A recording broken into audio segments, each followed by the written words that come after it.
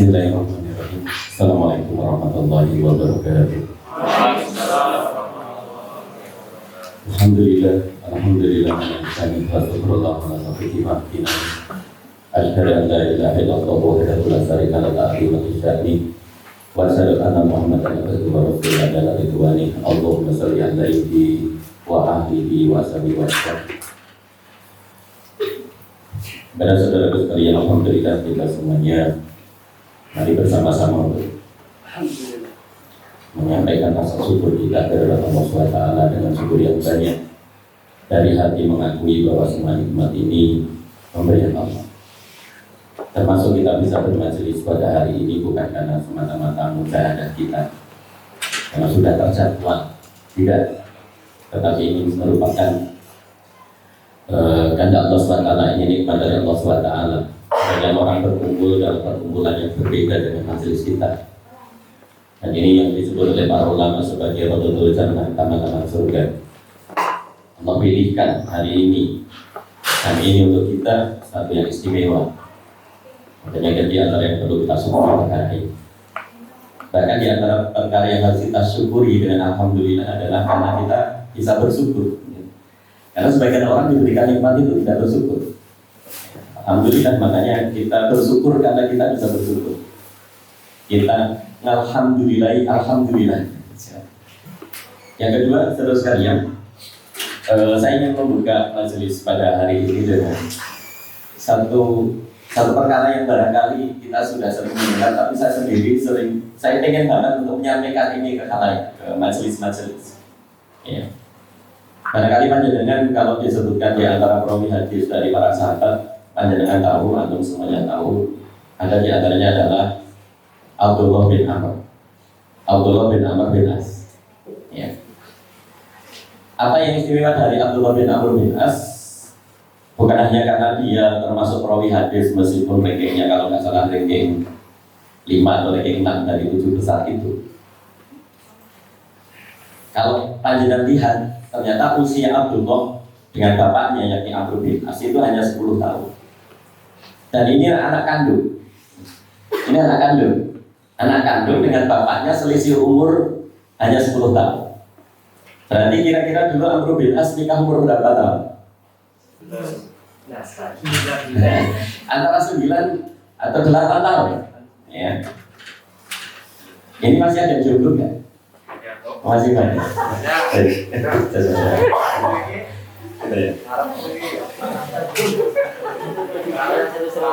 Saya enggak ini karena nanti di antara perkara yang benar-benar harus kita efektifkan itu adalah umur. Jadi modal pokok seorang manusia hidup di dunia ini umur. Bahkan Ibnu Mas'ud mengatakan dirimu itu ya hari-harimu itu, ya umurmu itu. Jadi diri kita itu ya umur kita. Maka kita itu adalah bagaimana cara kita memanfaatkan umur. Ini barangkali agak ekstrim ya. Kita nggak bayangkan kalau sekarang umur 8 tahun, 9 tahun nikah. Tapi orang Arab itu biasa, umur belasan tahun nikah itu biasa sampai sekarang. Makanya dulu kalau para salaf itu begitu punya anak, kok anaknya lapor, saya tadi malam ihtilam, itu langsung dicarikan istri. Jadi kalau sekarang ada iman yang barangkali umurnya 20 tahun atau lebih belum nikah, barangkali belum lapor sama abahnya. Kalau ihtilamnya pasti sudah ya. Masa segini-segini belum ihtilam ya. Atau barangkali bagi mbak-mbak yang sudah haid belum nikah, barangkali belum lapor sama abahnya. Bah, saya sudah haid. Nah, itu mestinya lapor biar apa? Segera dicarikan. Karena di antara kewajiban orang tua adalah mencarikan suami atau mencarikan istri itu anaknya. Kalau kita sekarang kan rata-rata cari sendiri, atau malah kita minta ustaz yang nyariin. Kita nggak begitu percaya sama orang tua, gitu ya. Baik, bagi saya itu luar biasa, ya. Jadi umur 8 tahun, 9 tahun nikah. Ya. Di samping ini menunjukkan bahwa para salaf dulu itu nganggap semua ibadah itu ya yang penting dilakukan semampunya, nggak perlu mikir macam-macam. Ada perintah, ada dawuh, ada dalilnya, dia mampu lakukan. Kalau kita kan enggak. Jadi seolah-olah dulu para sahabat itu nganggap nikah itu sama dengan ketika dengar adzan, kita disuruh ke masjid, sholat, ya berangkat. Nikah juga begitu. Jadi waktunya nikah ya nikah aja. Kalau kita gimana? Baik, ini yang pertama. Yang kedua, panjenengan pasti juga sering dengar di antara, karena pernah jadi maulanya Rasulullah SAW, yakni Anas bin Malik. Anas bin Malik itu ketika beliau wafat, karena beliau ini kan termasuk sahabat yang punya panjang, ya sampai 100 tahun lebih. Ketika beliau wafat, itu anak laki-lakinya yang mengantarkan ke kuburnya. Kalau tadi bab nikah, ini bab anak. Jadi Anas bin Malik yang ketika beliau meninggal yang mengantarkan ke kuburnya itu dari kalangan laki-laki saja itu sekitar 100 orang.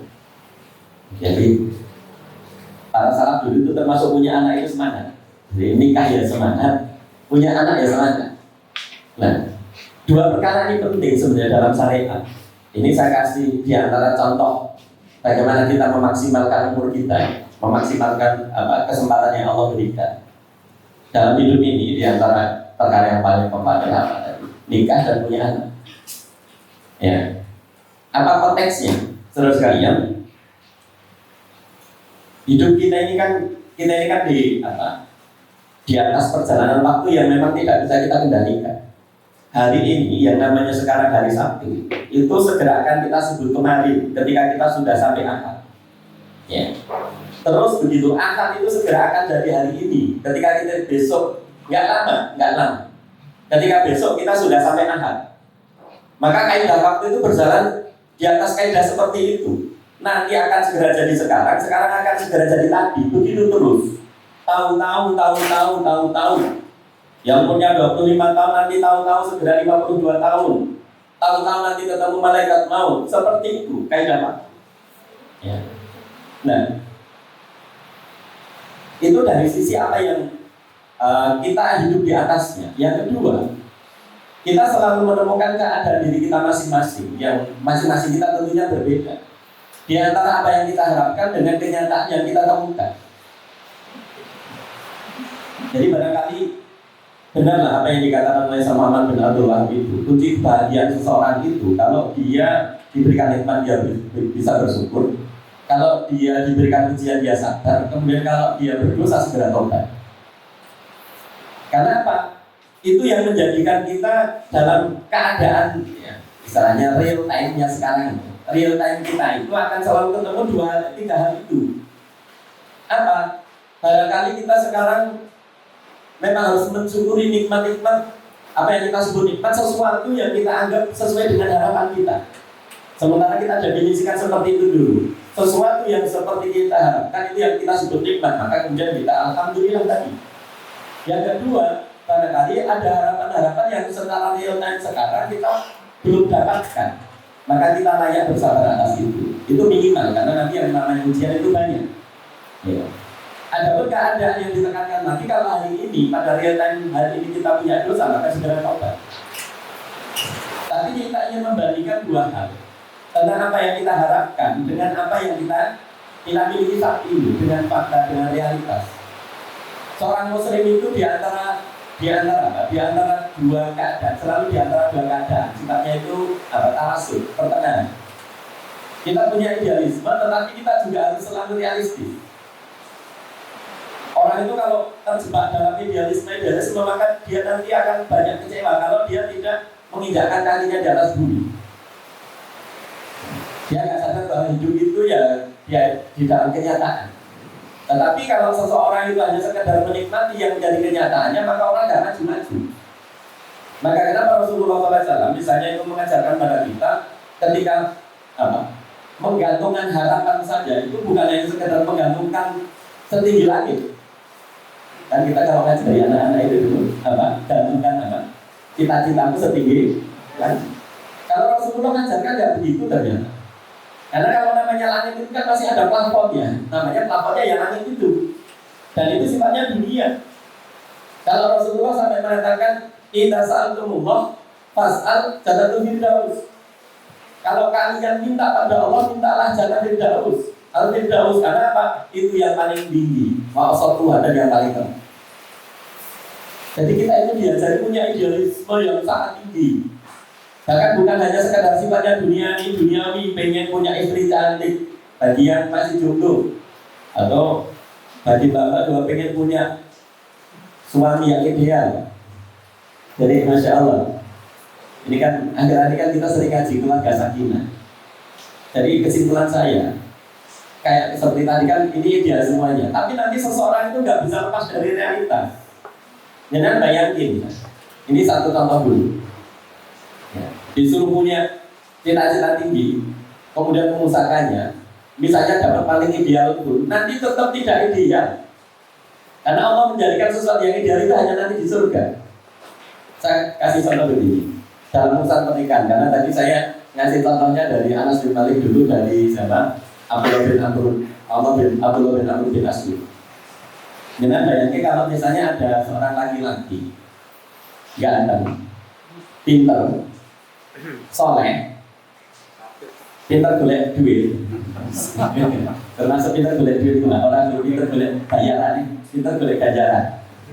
Jadi ya bayaran ya pinter, ganjaran ya pinter, soleh, ganteng, adabnya bagus, apa Quran.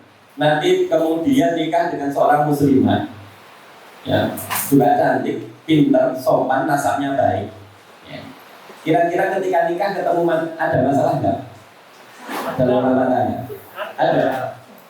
Mau ibaratnya nanti pas nikahnya itu menghadirkan para kiai, orang-orang alim yang banyak disuruh mendoakan barakallahu laka wa baraka alaika wa jama'a bainakum fi khair. Amin. 1000 orang amin. Kira-kira habis nikah itu punya masalah enggak? Punya. Jangankan yang nikahnya di dunia, yang nikahnya di surga saja begitu sampai dunia itu punya masalah. Siapa? Nabi Adam sama Hawa. Ketika sampai dunia punya masalah enggak? Kalau nggak percaya nanti tanya sama Nabi Adam di akhirat.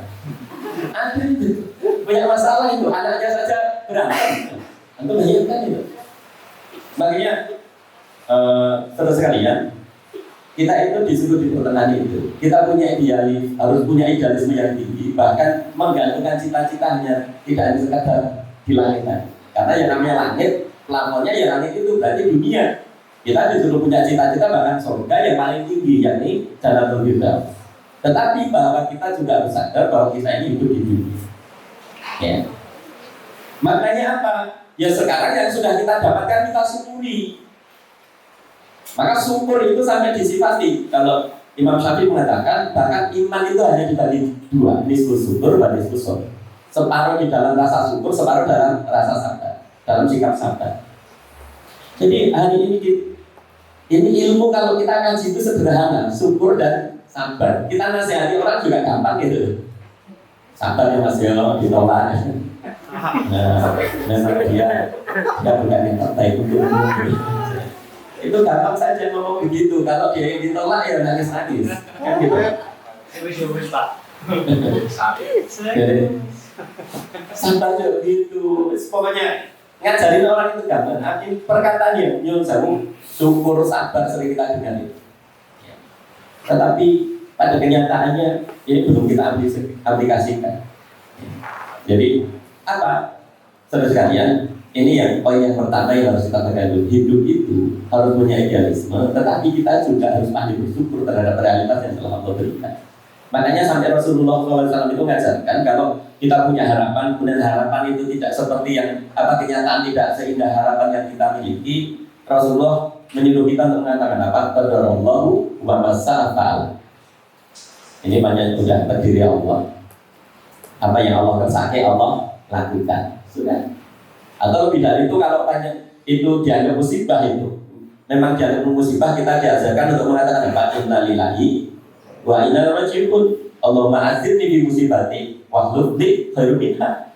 Gitu. Yang oleh Rasulullah dikatakan barang siapa mendapatkan musibah di antara musibah itu ya tadi harapan tidak sesuai kenyataan tidak sesuai harapan pada udah mati-matian memperjuangkan, maka semoga Rasulullah menjamin orang ini dapat pahala sekaligus nanti diberikan yang lebih baik. Ya. Nah, ini poin yang kedua, saudara sekalian. Ya. Apapun yang kita dapatkan hari ini, ya. Meskipun barangkali jauh panggang dari api, barat-barat dan timur, antara langit dan sumur misalnya, tentang harapan dan kenyataan yang kita miliki, tetapi kita masih diberikan kesempatan. Maknanya apa? Maka kesempatan itu yang harus kita maksimalkan.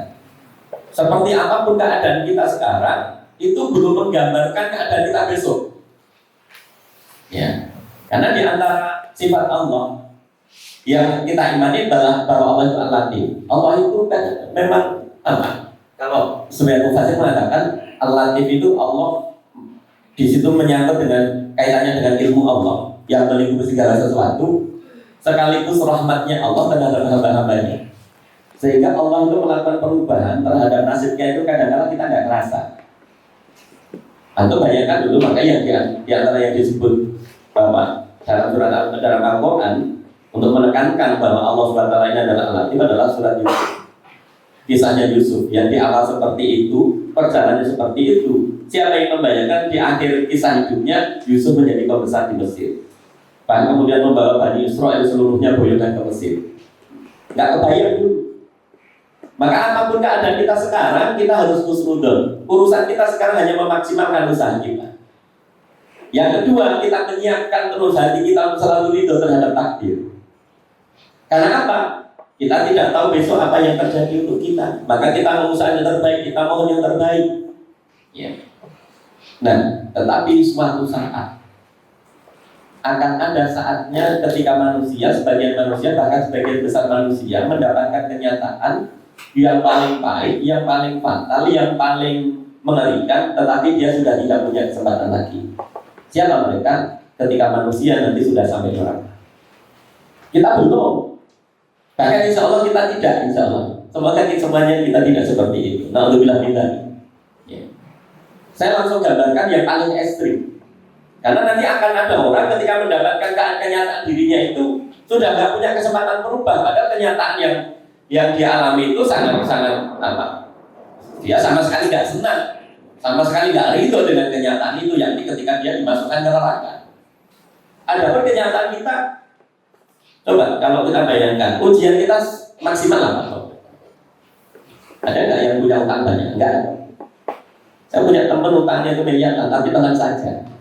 Karena apa aja cuma urusan saya kerja, saya selama ini sudah profesional.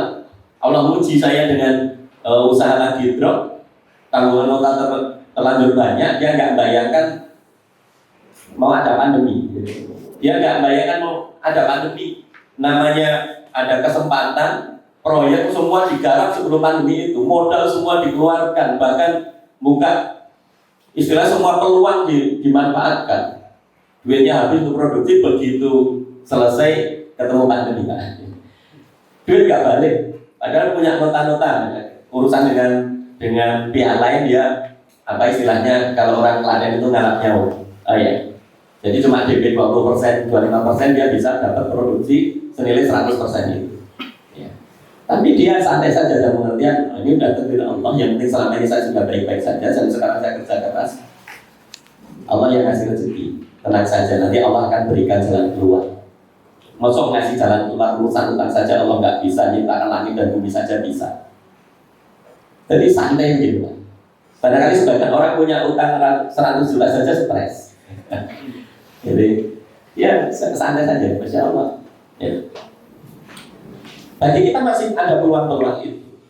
Maka iman sekalian, apapun ujian kita santai saja dalam pengertian kita punya Allah. Karena kita punya Allah. Atau Allah yang memiliki kita. Di awal Al-Quran saja sudah diingatkan Alhamdulillahirabbil alamin. Kita diingatkan tentang rububiyah Allah, bahwa Allah yang menciptakan kita, Al-Khaliq, Allah yang memiliki kita, Al-Malik, Allah Al-Mudabbir. Ya. Kenapa harus stres dengan urusan kita? Yang penting kita sekarang manfaatkan waktu, manfaatkan kesempatan, manfaatkan semua potensi untuk menjalani kehidupan ini dengan sebaik-baiknya. Karena nanti apa? Nanti akan ada saatnya seseorang sudah tidak punya kesempatan lagi. Kapan? Ketika mati. Apalagi kalau sudah melanjut sampai neraka. Maka dalam surat Fatir ayat 37 itu, ya, surat Fatir surat ke-35 ayat 37 Allah gambarkan di antara orang-orang yang kenyataan hidupnya itu nas, ya, karena kesalahannya sendiri. Karena dulu di dunia tidak bisa mengoptimalkan semua potensi yang Allah berikan, terutama 3 hal, yakni waktu atau umur, yang kedua nalar atau pikiran, yang ketiga adalah an-nadir. Ya, an-nadir, peringatan, memberi peringatan. Mereka nanti digambarkan oleh Allah SWT ketika di neraka wahum yastarihuna fiha, mereka berteriak di dalamnya, yakni di neraka. Kalau dalam jalan lain yang paling ringkas disebutkan karena saking pedihnya dan karena saking mereka mengharap-harap, maka mereka berteriak dengan keras, ya, mencari perhatian Allah dengan cara seperti itu. Apa yang mereka aturkan kepada Allah? Rabbana akhrijna, ya Rabb kami, keluarkan kami dari sini. Bil makna pengen balik ke dunia. Untuk apa? Nakmal soleh lagi guna nakmal. Saya tak amal soleh, tidak lagi ngulangi apa yang dulu kami lakukan. Tapi kemudian nanti Allah akan mengatakan, dan ini peringatan untuk kita yang masih hidup tentunya, karena Al-Quran itu memang apa? Hudalinas. Al-Quran itu petunjuk bagi manusia yang masih hidup. Makanya kalau di Muhammadiyah kita nggak ada kebiasaan, nggak ada tradisi orang mati bacakan Quran. Kenapa? Al-Quran itu untuk yang masih hidup. Ya, Al-Quran itu yang untuk yang masih hidup. Karena apa? Itu sebagai petunjuk. Insya Allah, Allah nanti akan mengatakan awalam amirkum maya tadzakkaru bihi man tadzakkar wa ja'akum nadhir. Apakah tidak cukup dulu telah aku panjangkan umurmu yang mestinya cukup bagi seseorang yang menggunakan nalarnya untuk berpikir?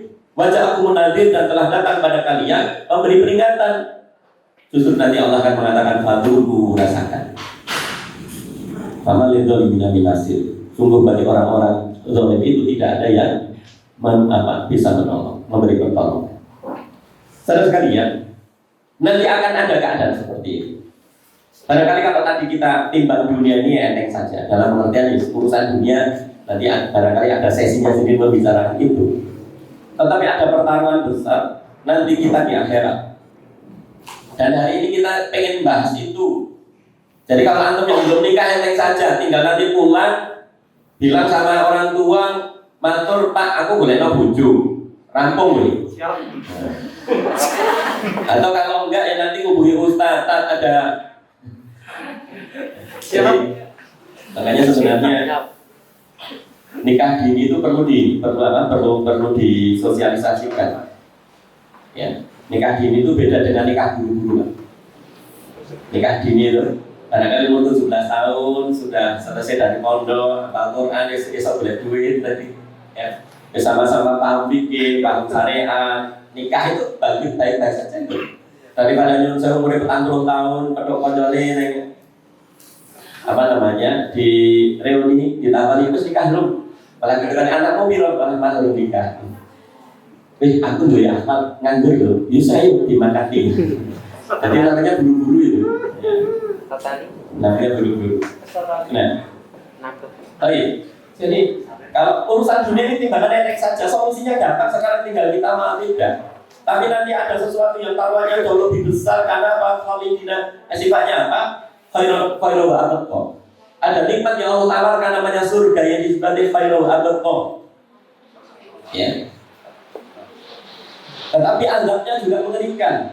Hanya ada dua pilihan itu kalau kita nggak dapatkan surga yang nikmatnya itu disifati malah nurut malah udun samian malah kotoran malah kau dibasor, belum pernah kita dengar, belum pernah kita lihat, belum pernah kita bayangkan. Ya. Seperti itu Pak. Tapi azabnya juga luar biasa. Pilihannya hanya dua nanti. Dan taruh itu pertaruhan paling besar menurut saya. Dan kalau dalam ayat ini Allah mengingatkan orang nanti di akhirat kok menyesal karena masuk neraka, gara-garanya hanya karena tiga perkara ini tidak dimanfaatkan. Jadi kalau urusan dunia karena timbangannya enteng dan itu sesuatu yang rendah, kita nggak bahas sekarang. Tapi kita akan bahas itu dulu. Apapun kenyataan kita yang sekarang kita hadapi itu bukan perkara berat, enteng saja, tinggal kembali pada Allah. Antum berdoa yang sungguh-sungguh atau berusaha sungguh-sungguh, ada jalan keluar. Rasulullah sudah memberikan banyak petunjuk tentang itu. Apapun masalah itu sudah ada solusinya. Ya. Tapi urusan akhirat ini, ya. Nanti ada orang, saya gambarkan tadi, ada orang menemui kenyataan tidak mungkin sudah tidak punya kesempatan mengoreksi kenyataan itu lagi. Karena tidak mungkin dia diberikan tambahan umur lagi, nggak mungkin dia kembalikan itu. Seperti apapun kenyataan itu, seperti apapun dia memelas kepada Allah, Rabbana aghithna, dengan apa? Rabbana. Jadi ternyata orang kafir pun nanti setelah sampai akhirat tahu fikih berdoa. Tahu fikih berdoa. Ya kan? Karena di antara fikih berdoa adalah kita bertawasul dengan Asmaul Husna, betul kan? Dan Asmaul Husna kalau kita nggak bisa tahu mana yang cocok dengan permintaannya, para ulama mengatakan pilih salah satu di antara tiga. Allahumma, Rabbana, ya, atau Ya Rabbi, yang ketiga Ya Rahman. Kalau antum nggak paham Asmaul Husna yang rinci, kalau minta rezeki pakai asmanya yang mana, kalau minta jodoh pakai yang mana, pakai tiga ini saja. Salah satu silahkan atau diambil tiga-tiganya. Ya, karena di antara nama Allah yang paling pokok adalah tiga ini. Allah, Ar-Rabb, sama Ar-Rahman. Ya. Ternyata orang di neraka sudah paham fikih ya, kalau doa itu dengan Robbana. Sekarang kalau orang Nasrani kira-kira kalau berdoa pakai Robbana kan? Enggak. Tapi nanti mereka tahu itu, mintanya pada siapa, caranya gimana, tahu. Maka semua kebenaran itu ketika orang sudah mati dibukakan tabirnya, tahu mereka. Ya, tapi sudah terlanjur mati. Gitu. Ini antum bayangkan dia teriak-teriak, pengen cari perhatian dari Allah, bahkan menggaransi Rabbana aghithna. Untuk apa? Na'mal sholihah dorana dikuna na'mal. Saya tak amal soleh, tidak mengulangi amal saya dulu yang salah. Ini kan kayak orang mau menggaransi pengen hidup lagi, memelas, menggaransi. Membayangkan ini, karena nggak ada cara lain. Dan ternyata nggak akan diizinkan. Nggak ada ceritanya orang mati kemudian diizinkan hidup lagi. Kalau orang mati diizinkan hidup lagi, penuh dunia ini. Jadi kalau ada orang kok mati katanya hidup lagi, kan sosok ada itu ya. Katanya pengalaman mati berapa jam, kemudian cerita yang aneh-aneh, jangan percaya. Nggak ada orang mati hidup lagi, itu orang tidur atau orang semaput. Ya, namanya orang tidur berarti mimpi, orang semaput bisa jadi rumahnya juga mengalami sesuatu. Tapi nggak ada orang mati hidup lagi kan. Kecuali ya apa? Dalam beberapa kesempatan ditunjukkan seperti dulu Nabi Isa menunjukkan seseorang. Baik, kembali ke sini. Nanti kemudian Allah justru akan ingatkan apa? Awalan amirku. Nomor satu perkara yang paling pokok bagi manusia adalah umurnya. Selama hidup kita bisa memanfaatkan waktu atau tidak, bisa manfaatkan umur atau tidak. Karena kaidahnya umur seperti tadi, waktu itu seperti tadi berjalan cepat. Speed waktu itu kayak gitu, kita nggak bisa setel ulang. Antum bisa nyetanya emoji atau jam, tapi waktu nggak bisa untuk setel. Makan siang dan makan malam. Kalau orang Indonesia sosok malam ragu 3 kali. Pagi sarapan, siang makan siang, makan malam atau nanti makan sore itu malam. Nanti mau tidur masih bikin mie. Ada yang seperti itu. Nanti 4 kali. Pagi itu pisang goreng 3 sama kopi segelas itu belum dihitung. Insyaallah. Ya. Jadi nggak ada itu standar makan itu berapa kali, nggak ada. Makan itu nggak, antum cari dalil nggak ada itu makan itu berapa kali. Bahkan silahkan tanya ke orang-orang yang paham medis, apakah ada jaminan kalau makan 3 kali itu pasti sehat? Apa dasar ilmiahnya nggak ada itu. Jadi jangan mau apa di bodohnya itu. Justru yang ada standarnya, ada dalilnya Rasulullah. Kalau digabungkan dalil-dalilnya itu Rasulullah kalau tidur 3 kali.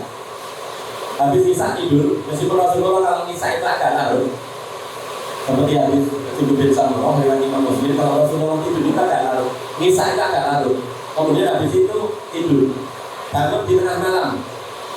Bangun tengah malam itu jam berapa?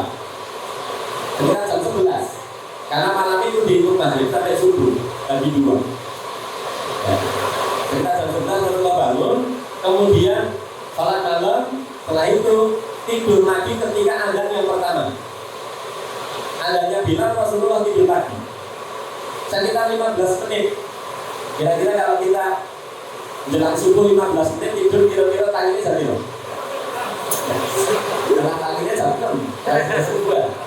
Rasulullah seperti itu. Karena apa? Tidurnya bukan yang banget tidur. Rasulullah itu kadang-kadang tidur sambil apa bersandar. Sekitar 15 menit. Adanya Abdul bin Maktum Rasulullah bangun. Setelah Setelah itu Rasulullah sebelum tidur sebentar. Jadi Rasulullah itu tidurnya 3 kali. Kalau makan nggak ada riwayatnya Rasulullah makan 3 kali nggak ada. Gitu. Nah barangkali menurut saya ini pun kayaknya kita itu masih terlalu boros waktu untuk tidur. Sejak kecil kita diajari tidur 8 jam.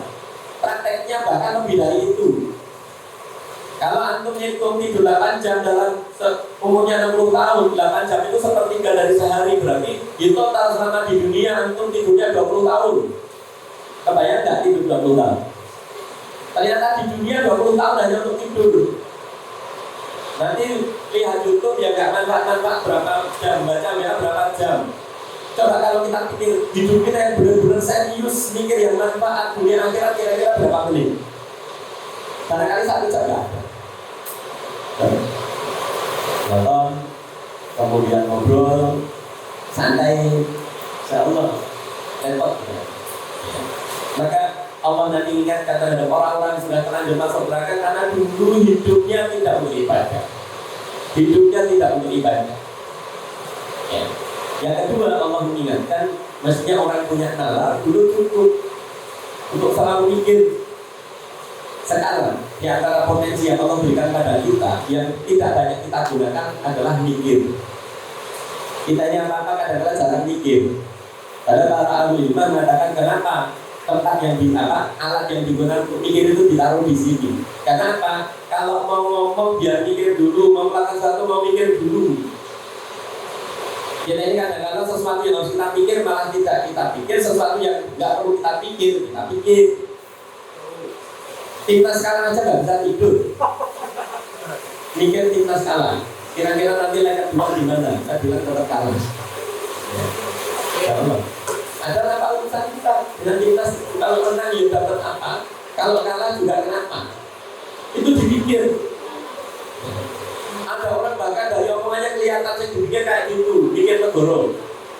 Negoro misalnya ngurusin beli langsung dirubah bab negoro, bab politik. Kayak kurang kerjaan saja, itu sudah ada fungsi itu. Dan diomongkan gitu juga tidak rampung.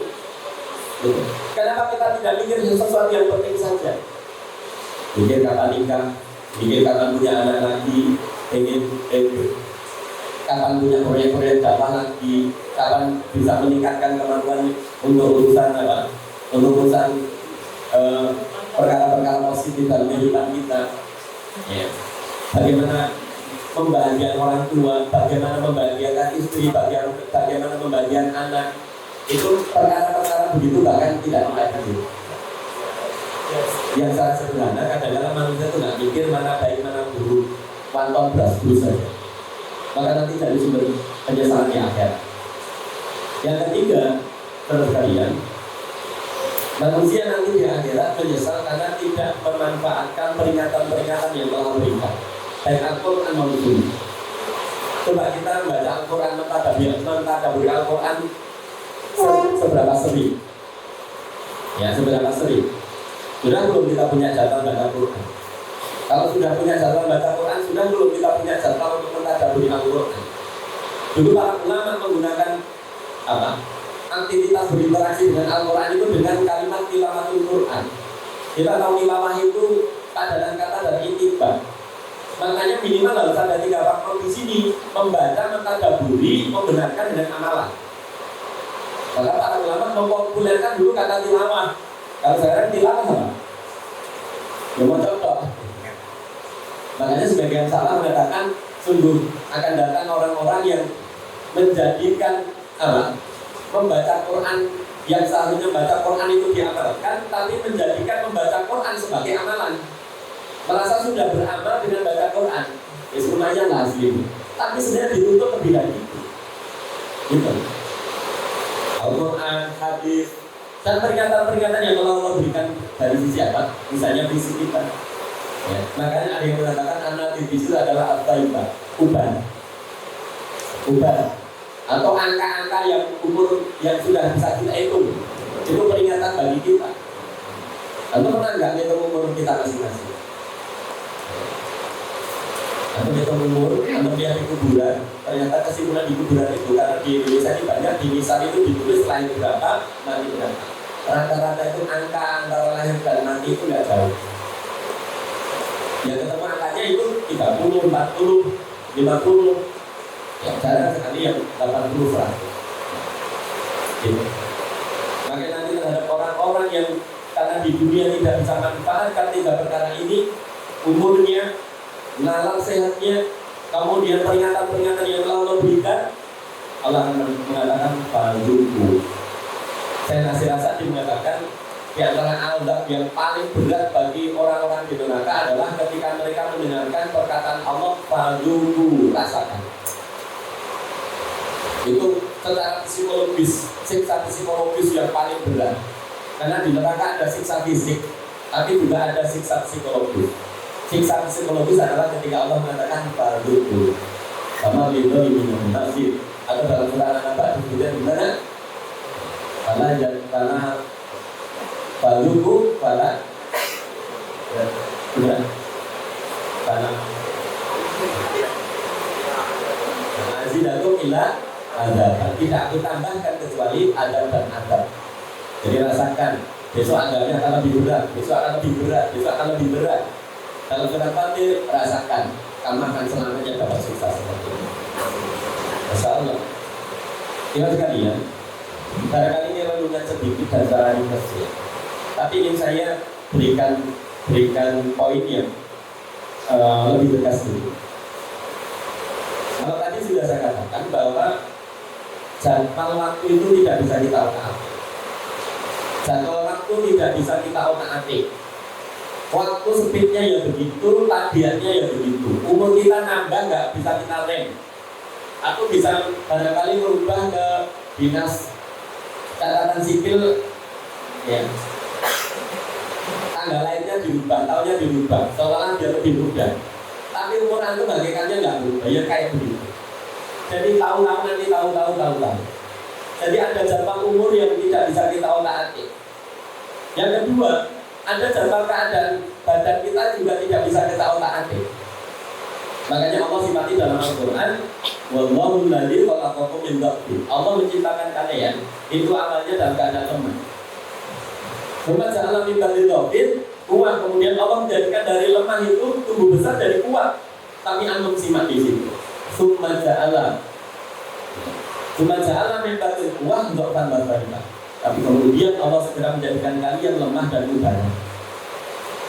Tubuh kita punya jatah sendiri, ya. Tubuh kita, otak kita, semuanya, tulang kita, semuanya, saraf-saraf kita punya jatah sendiri. Penglihatan kita punya jatah sendiri.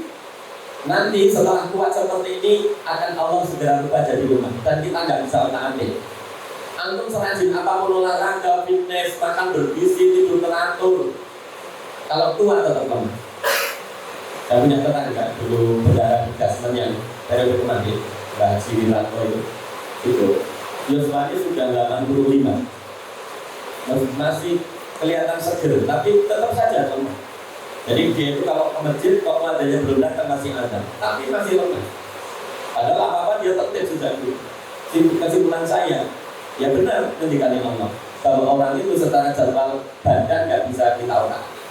Antum sekuat apapun sekarang lah, kalau sudah nanti berjalan yang kurang akan lemah. Mbak ini yang sekarang mungkin usia 20, 25, 30, bagaimanapun perawatan Anda, seberapa besar anggaran untuk beli skincare, kalau nanti umurnya sampai ya tetap aja ribut. Nggak bisa itu diakali.